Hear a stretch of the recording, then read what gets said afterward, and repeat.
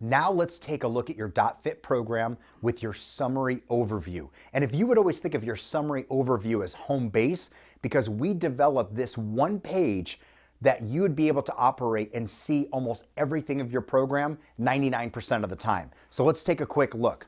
Based on how we entered the information when we customized our program, the program was saying that, my example, I was burning 2,813 calories in a day. Well, then if you remember, we said I wanted to lose 8 pounds within 6 weeks. So the caloric deficit that I needed to get me there would have me taking in 2,146 calories on a daily basis. Now, all of these are working buttons to be able to log food intake as well as activity and calorie expenditure.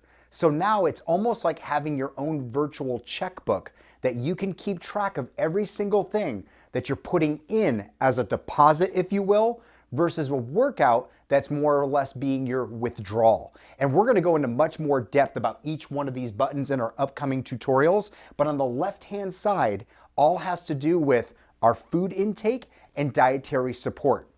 Over here on the right-hand side, has to do with our activity. And we have different ways that we're going to be able to plug into things like our Fitbit and other wearables and apps, as well as even measuring steps and so forth.